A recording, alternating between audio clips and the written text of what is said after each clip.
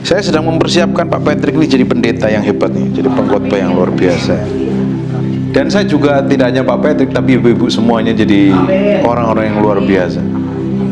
Hari ini sudah diberkati luar biasa sama Pak Patrick, supaya perjalanan hidup kita ini tambah hari tambah jadi orang yang benar-benar real, berguna. Tidak hanya buat kita sendiri, tapi orang di sekitar kita, karena Tuhan mau panggil kita ini jadi berkat bagi banyak orang. Tidak hanya fokus pada diri sendiri. Orang itu kalau fokus sama dirinya sendiri, ketika dia ngadapin sesuatu, akhirnya gampang putus asa, gampang bingung, nggak tahu tujuannya dalam hidupnya itu seperti apa.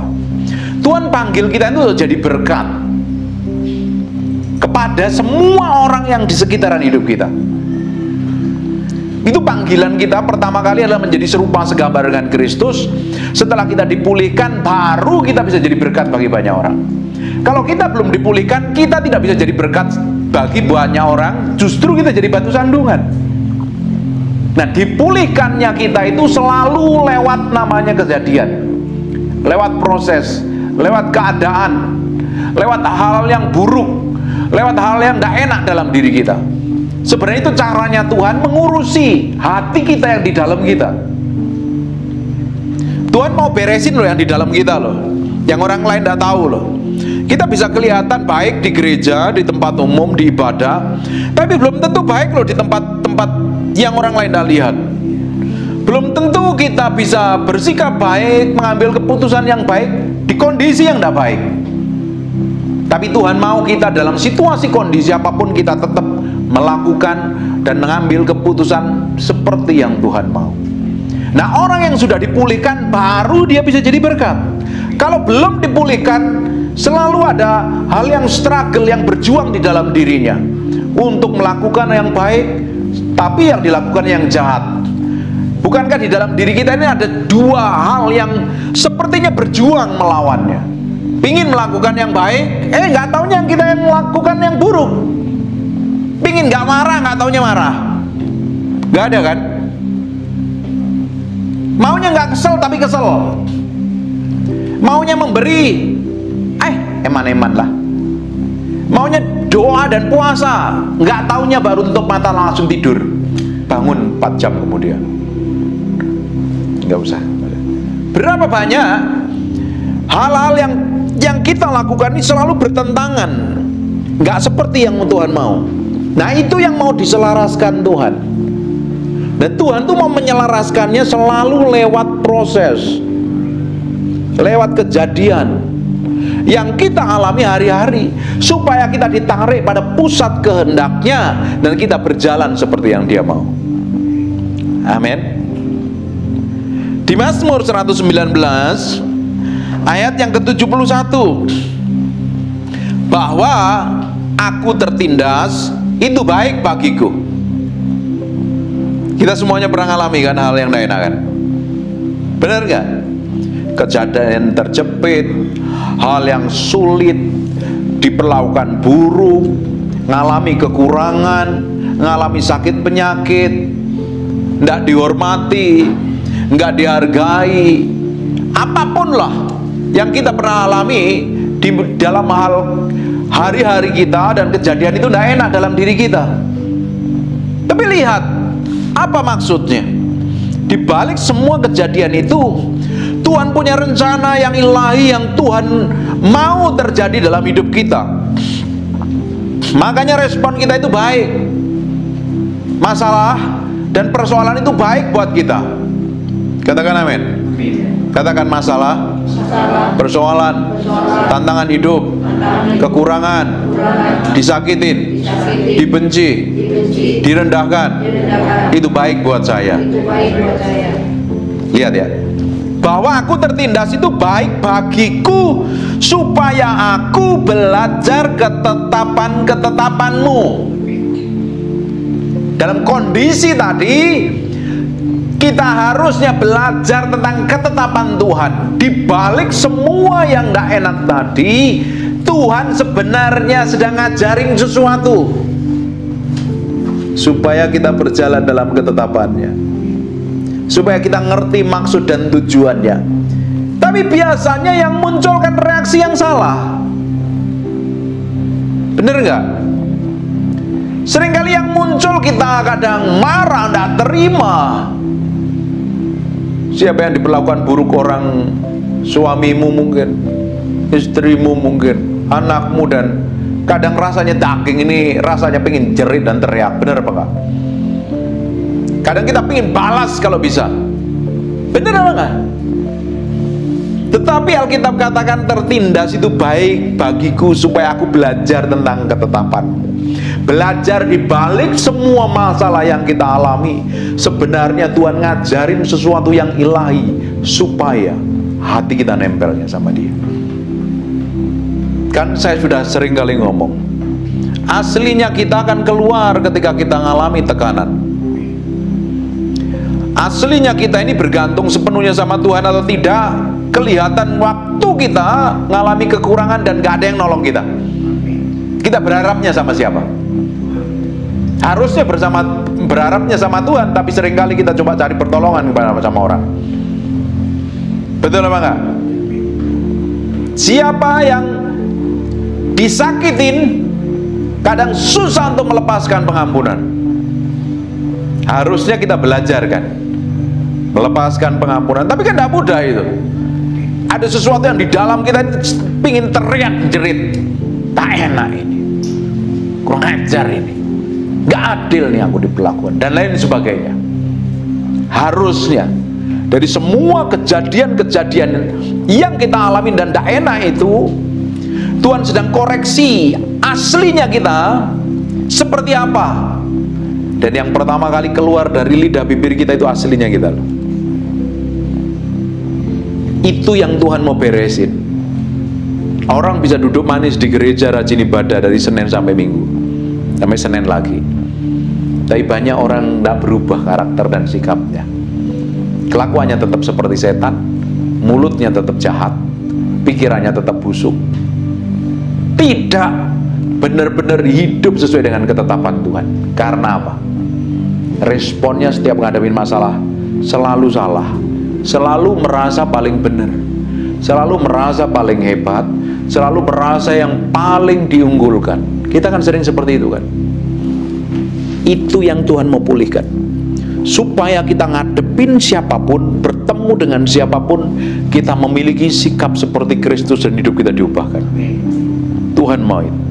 Kalau belum dipulihkan, kita akan cenderung jadi orang yang trouble, ribut terus, berantem terus, marah terus, kesel terus, sakit hati terus. Mau gereja sampai tua, kalau seperti itu tidak ada perubahan.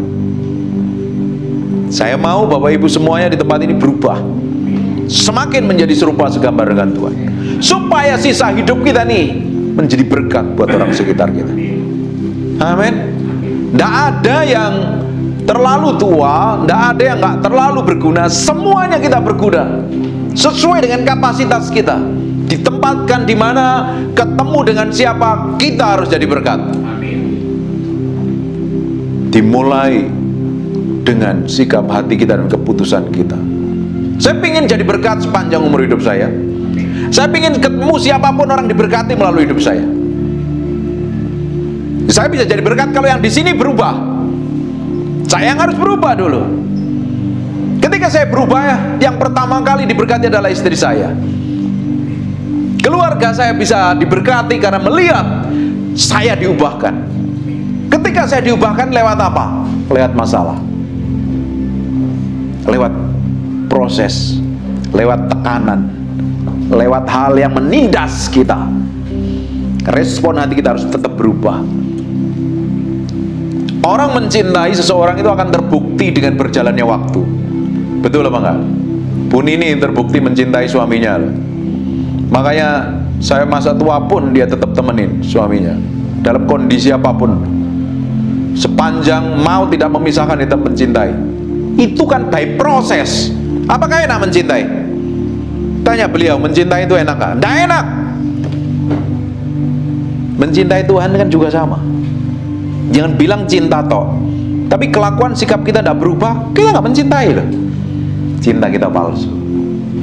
Betul nggak, Bu? Nah, ibu mencintai suami, tapi ibu marah-marah sama suami, pukul-pukul, tendang, maki-maki, itu bukan mencintai, itu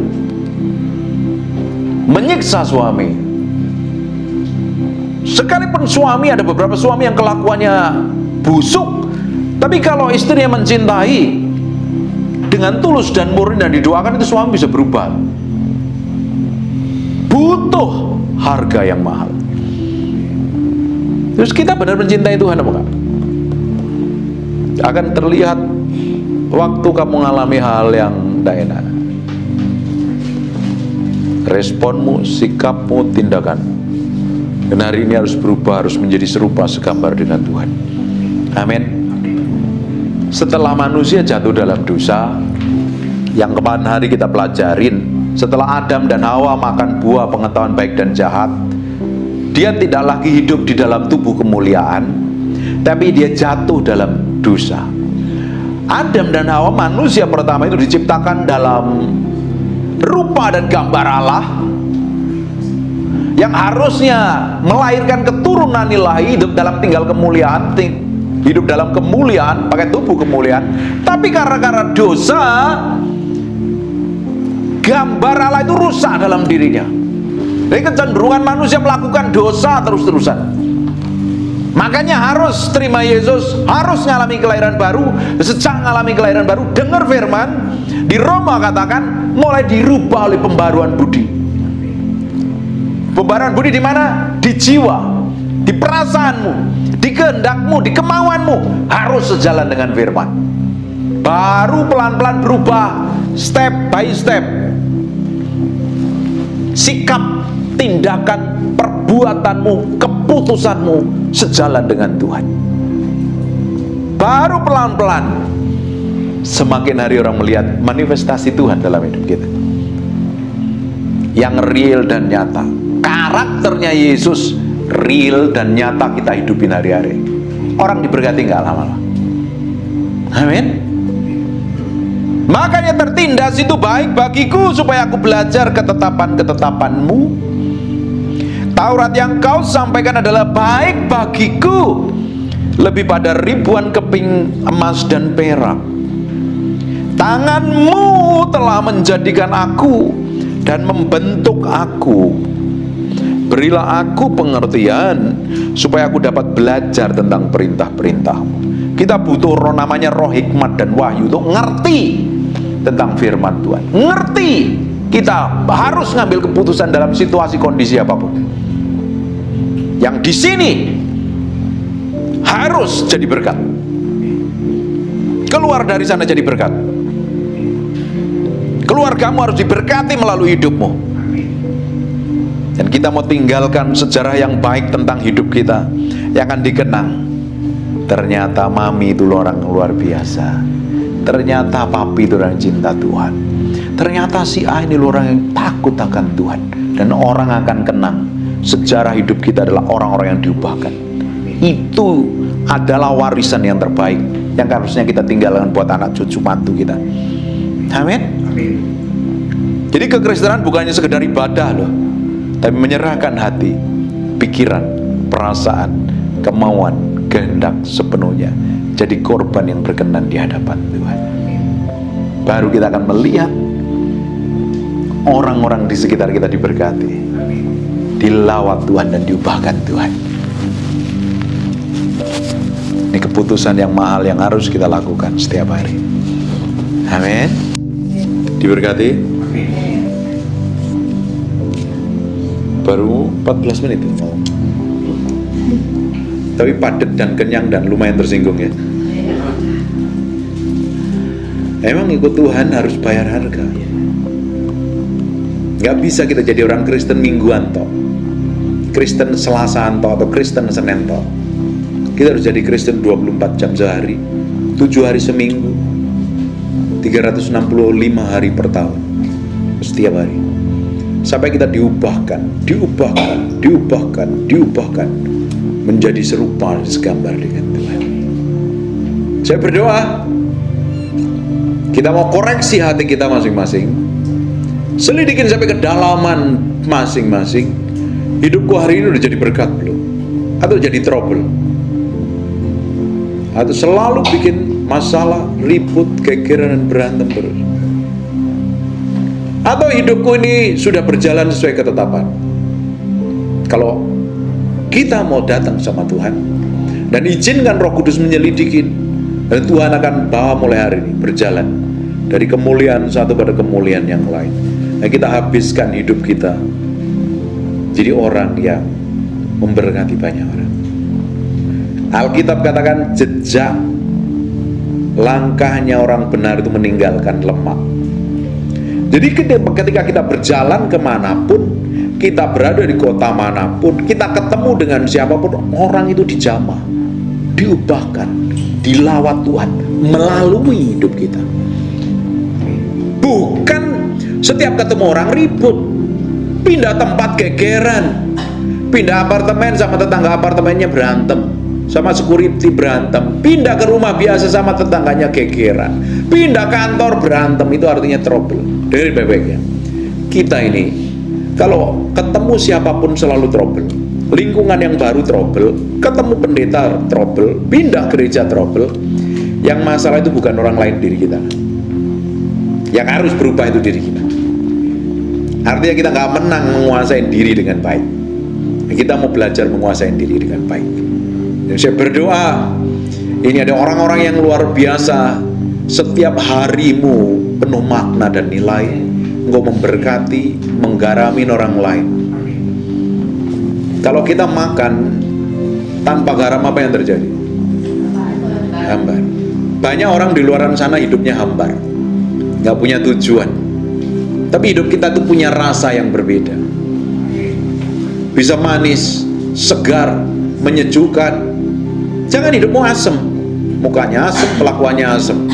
Tapi kita punya rasa yang berbeda, rasa kerajaan Allah yang memberkatin banyak orang. Jadi saya berdoa orang di rumah ngelihat kamu mulai hari ini bisa tersenyum dan mereka diubahkan. Amin. Tutup matamu dan kita berdoa. Terima kasih buat firman-Mu, kami materaikan dengan darah anak domba, firman nempel dalam hati kami. Terima kasih ya Tuhan. Kami kembalikan segala hormat, pujian, pengagungan buat Raja kami yang maha mulia. Berkati setiap orang yang terlibat pelayanan Alpha yang jadi worship, berkati dia, pakai Tuhan luar biasa. Patrick pakai secara luar biasa, bawa naik ke level yang berbeda. Seluruh jemaat di tempat ini diberkatin Tuhan. Mereka sehat, tidak sakit penyakit. Mereka umur panjang, anak cucu mantu diberkatin Tuhan. Pasangan hidupnya diberkatin Tuhan. Dan mau berdoa dalam anugerah dan kemurahan Tuhan. Kasih setiamu melimpah-limpah Tuhan. Berkati umatmu, Engkau yang berkati mereka, Engkau yang berkati mereka, Engkau yang berkati mereka. Umur panjang, kesehatan yang sempurna, jadi berkat. Apa saja dikerjakannya, Tuhan buat berhasil. Roh Kudus pimpin berjalan dari kemuliaan satu pada kemuliaan yang lain. Kasih karunia Yesus Kristus melimpah-limpah, kemurahan dari Allah Bapa memenuhi hidup mereka, keluarga mereka, dan sepanjang umur mereka nama Tuhan disebut atas keluarganya, atas hidupnya, atas anak cucunya. Mulai hari ini bawa pulang berkat ini. Yang diberkati Tuhan katakan amin. God bless you. Naralamu sanamu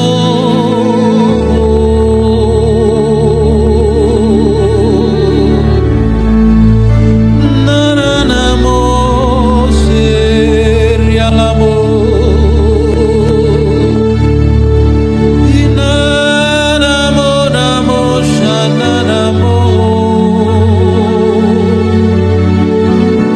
ini min yaman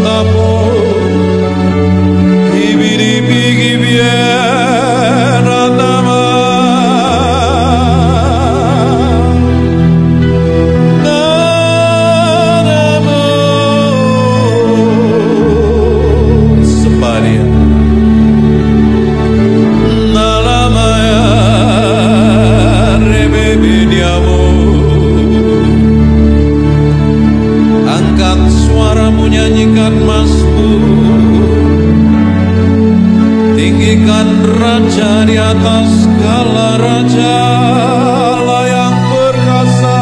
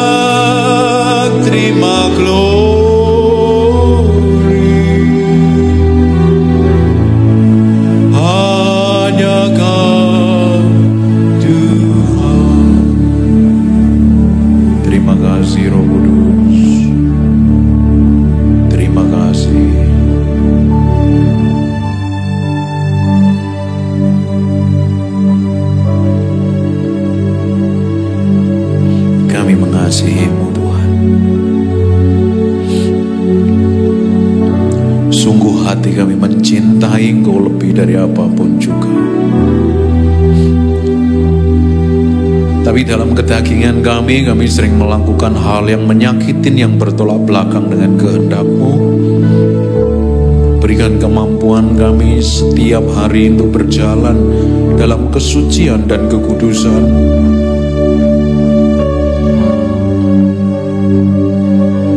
Kami tidak mampu berjalan tanpa Engkau Roh Kudus. Pegang tangan kami, pegang hati kami. Lihat sampai kedalaman batin kami mencintai Tuhan. Kami mengasihi Engkau. Kami ingin berkemenangan setiap hari. Dapatin kami menjadi orang kesayangan-Mu. Terima kasih. Terima kasih. Kami mau belajar apa yang Kau mau, Tuhan. Terima kasih. Dalam nama Yesus. Haleluya. Amin. Amin.